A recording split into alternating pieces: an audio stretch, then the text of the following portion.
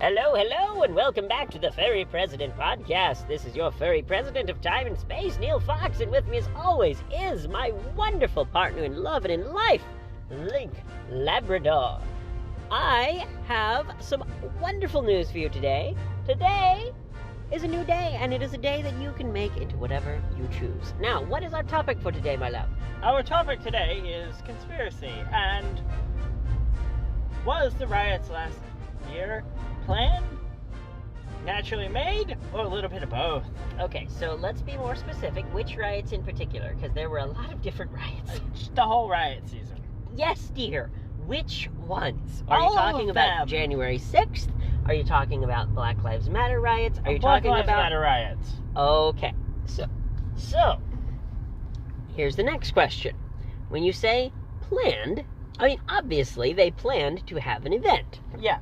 So, I don't know the whole details on it. I'd have to research it, but my understanding is that it was planned on various places like Facebook and stuff. That was not a secret. It was like, oh, well, we're going to be getting together at this place, at this location. And generally speaking, not in every case, unfortunately, but in general, you look back at the logs of like the Telegram groups and the Facebook groups and all of that, and they say, please, peaceful protest. Do not do anything violent. All of that. So, are we talking specifically about my understanding is we're talking specifically about the Black Lives Matter riots and the riots to quote-unquote defund the police, correct? Yes. Okay. And why they went violent? Yes, because this is an interesting question. So, let me see if I've sussed out your exact question. Here's what I think you're asking. The protests turned violent. Yes. In many cases. And you're saying, was the violence planned, or did it just happen? Okay? Is that your question? Yes. Okay. So, what is your opinion? And then I will give my opinion. Well, my opinion is some of the violence was planned. People went there with the intention to cause violence. Mm-hmm. Now, was that because they were paid to, due to, outside forces like the George Soros Group and Clinton Foundation and whoever else? That's yet to be seen. The Clinton Foundation. Jesus Christ. Okay, yes. My wonderful husband is a little bit of a conspiracy theorist. Or a lot of a bit of a conspiracy theorist. Darling, as far as we know, the Clinton Foundation, which, by the way, the Clinton Foundation is the foundation that paid for Sophie to get a master's degree in public policy. So we have the Clinton Foundation to thank for some very positive things in society, in our lives specifically. Yes. As far as we know, and who knows, crazier things have happened, but as far as we know, the Clinton Foundation has never paid protesters to go and break someone's shit. I hope that is not something that we go down into the archives and find. But let's Turns out it's all true. Oh God. Let's be a little bit less of a tinfoil hat wearing conspiracy theorist, my love, and focus on the facts. Yes. The facts are: 1, sometimes in history, violence has been planned at these events. Not at Black Lives Matter specifically, because it's still very recent, and so we don't have all of the information. A lot of times, these things come out years and years after the fact, especially after the statute of limitations has expired, because the people don't want to fucking go to jail. So, we don't know yet the definitive answer. No. But, sometimes, violence is planned at these events. And when I say these events, I don't mean the Black Lives Matter protests in specific, I just mean protests in general. However, much more common is just people get worked up into a frenzy and they start breaking shit. Yeah. This happens at sporting events. People will, come out of the World Cup or the the football game or whatever, and they're even, whether they won or lost the game, they're just worked up into a frenzy, and they start, flipping police cars over and burning buildings and whatever. And, like, that happens sometimes. This is the psychology of crowds. Yes. Okay? People act differently when they're in a crowd than when they are in an individual situation or like a group of friends. So let's think about this. So you mentioned that one of the things that you think bolsters your argument that it was planned is that you said something to the effect of, well, people benefited from it or something like that. So define what you mean, like who benefited, how did they benefit, that kind of thing. Who benefited most? Yep. The Democrats. Follow the money. Follow the money. The Democrats benefited the most. Sure. Because instability, anarchy, and chaos put the president on the hot spot. Absolutely. The president didn't do anything about it. Oh, interesting. Okay, well, we will take a quick commercial break, and then we will talk about it some more.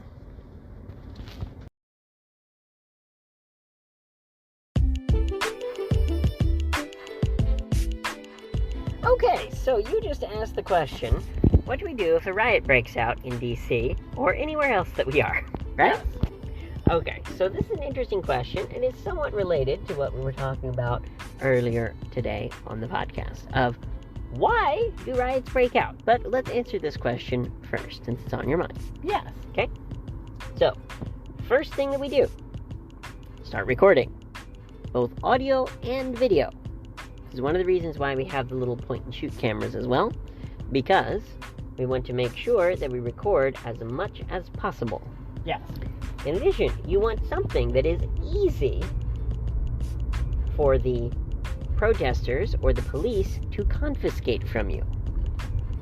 Because if they are unscrupulous and they steal your camera or they force you to turn it off, you still have something else recording in your pocket. Agreed. Okay? So, they are supposed to. They are not supposed to do that. But protesters who are being violent are not abiding by the law, so they don't give a shit. And police officers, if they are in fear of their life, or if they're in fear of their comrades' lives, also stop giving a shit. So, it is important that we have multiple recording devices going at the same time. Secondarily, we either, if it is violent, like guns and things on fire and stuff like that, we get to a safe location. If it is just a bunch of people in the street, then we stay on the outskirts of the protest, especially me, since I have glass bones.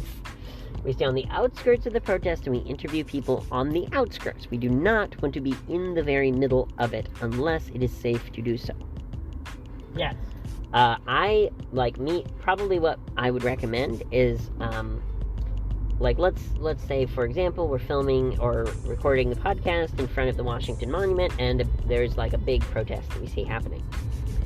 That's the most likely. It's unlikely that it would just form around us. That's not likely to happen. It's much more likely that we would see it, or we would hear about it, or whatever, and we would say, yes, there's a protest. So,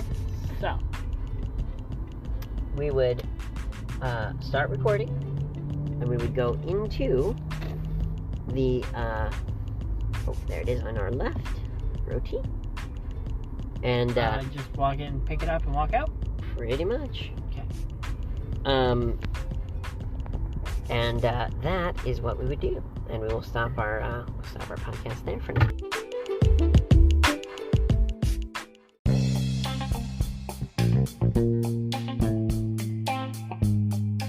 Okay, so we're talking about a bunch of different topics. Let's dig down into the specific question that you have. What is your specific question? Oh, the specific question is, if we fall off the proverbial cliff,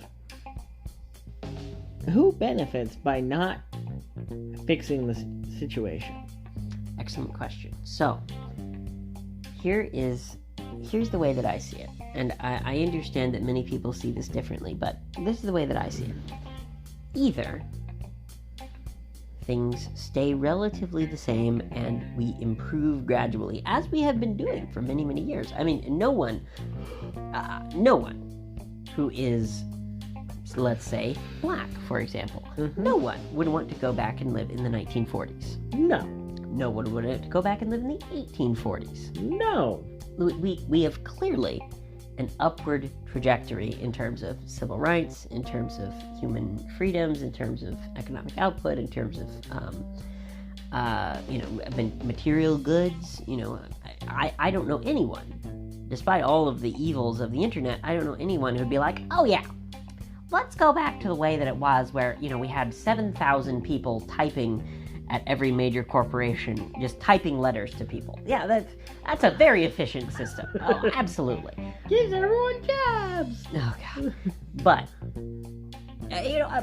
before Excel was invented, before spreadsheets were invented on a computer, spreadsheets were on paper. And you would have to do a spreadsheet. A spreadsheet was literally just a big piece of graph paper. And to do one calculation would take a week. A week of time. Seriously? Oh, yeah. That's how it used to be before 1990. Thank you, Internet. Yeah, not just the Internet, but computers in general. Like, yes, we lost a lot of jobs due to Excel, but we also created a lot of jobs because we can now do those calculations much more quickly and efficiently. So, anyway, my point is that I don't know anyone other than a very select few, perhaps you being one, who would be like, oh yeah, I'd totally love to go back and live in the wilderness like fur trapper days. I would love to be an otter trapper back in the day. No. Maybe not. No. See, here's the thing.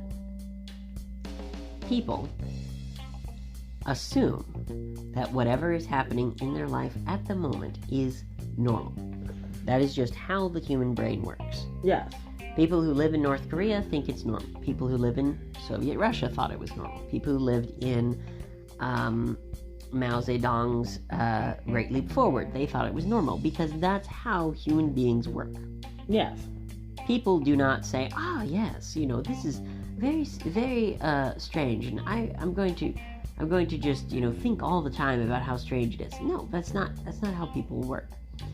And so, when we are living in extraordinary times, we have to keep in mind how extraordinary that they are.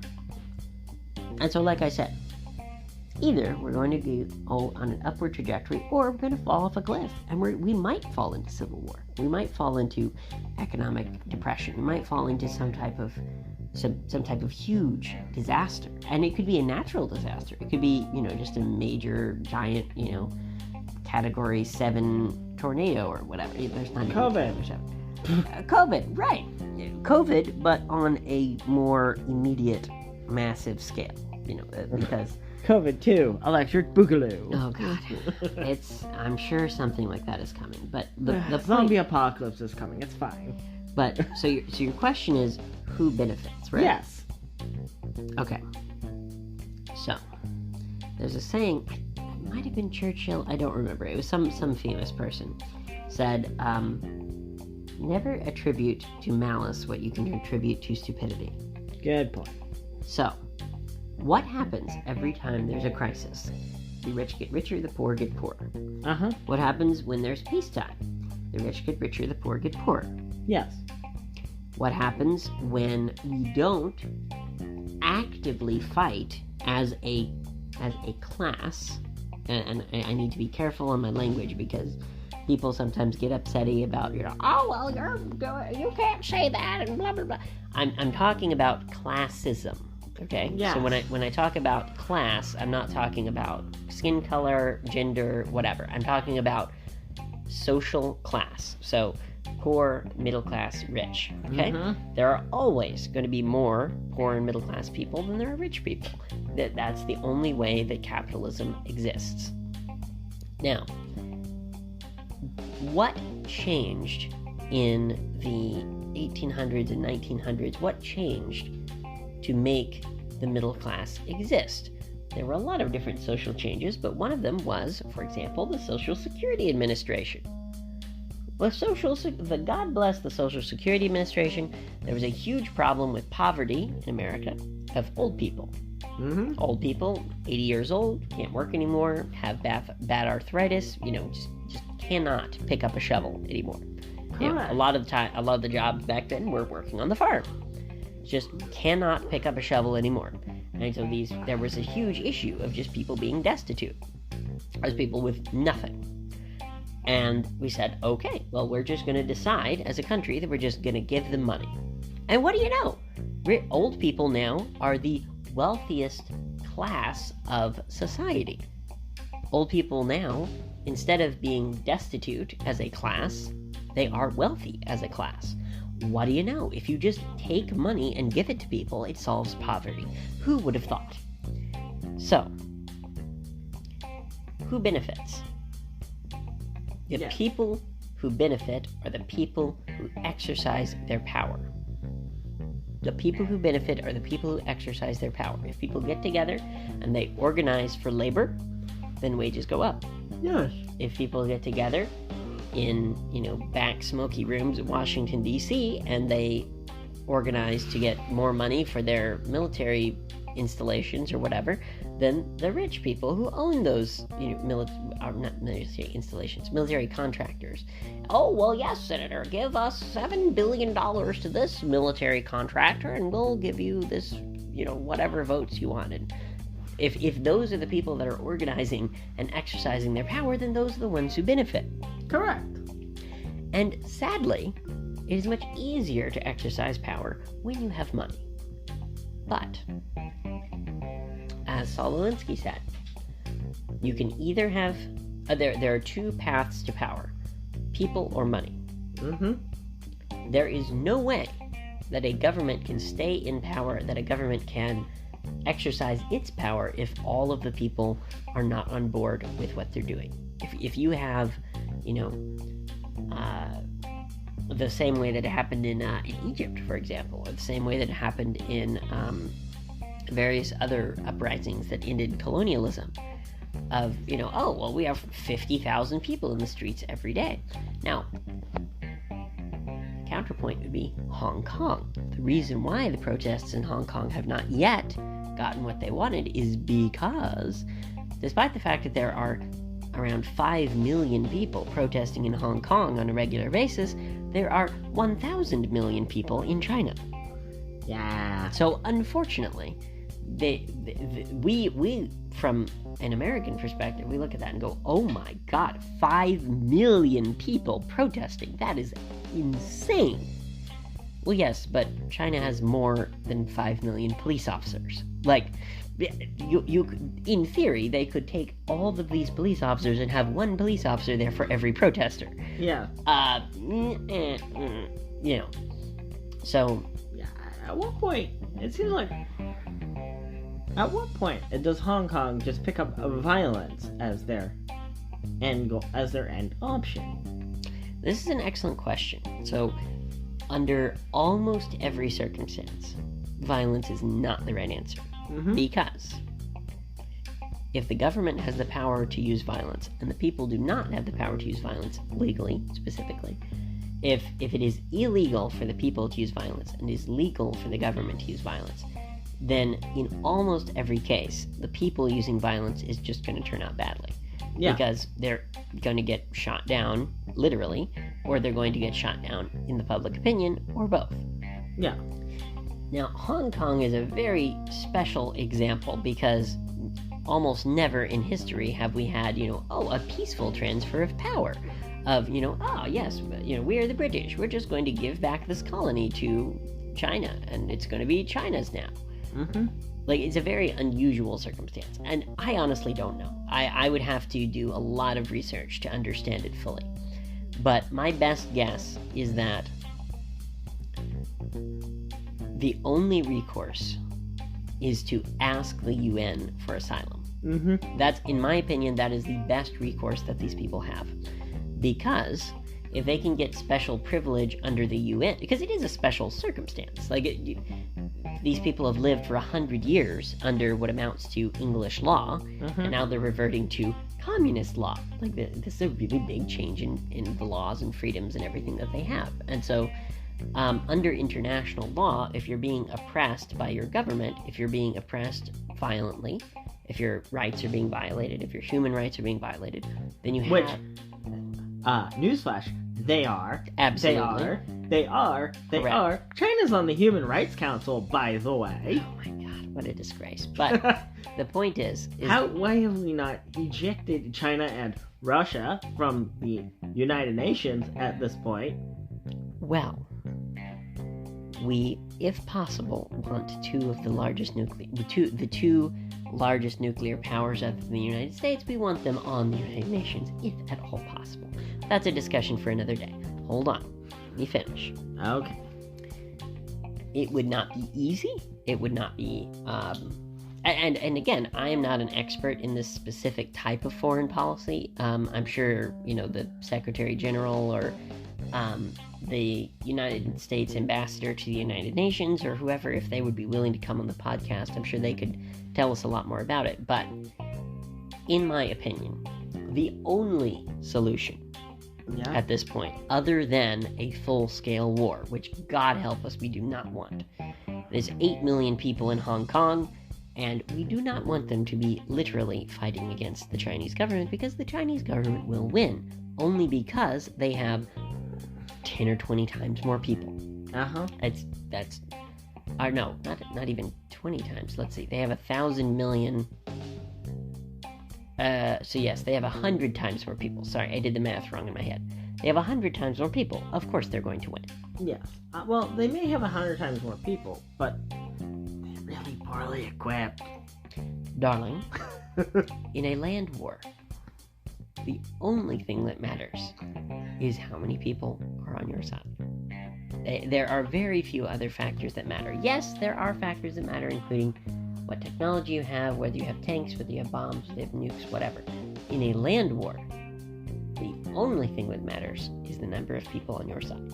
Yeah, with very small exceptions. But, if you're the British taking over, colonial Africa, and, the people against you are equipped with spears, yes, it doesn't matter that there's only 15 of you and there's 1,000 of them. The British have the proto machine gun. Of course they're going to win. There are exceptions to this rule. Yes. But in general, when you're talking about taking over a city, for example, what matters is how many people are on each side. The simple fact is there are more soldiers in China than there are people in Hong Kong. From what I understand. I'd have to look at the numbers. But anyway, the point is, in my opinion, based on what I know, the only option for Hong Kong at this point is to apply for special asylum with the UN and to basically give some type of special exemption to the regular asylum laws for the people of Hong Kong. To say, okay, so, and go to Britain, because Britain has a lot of allies. So Britain, Australia, and Canada, for example. Yeah. Go to Britain, Australia, and Canada and say, okay, these people from Hong Kong, we've done some type of survey or whatever. We've done a survey of the people of Hong Kong, and roughly out of the 8 million that live there, 4 million want to leave and 4 million want to stay. So we're going to do a special exemption for the UN, and 4 million of these people get to go to England, China, and Australia, and several other countries around the world that want to take them in. And it would not be easy. It would be exceptionally difficult. It would be exceptionally challenging. But it would be a way to avoid war.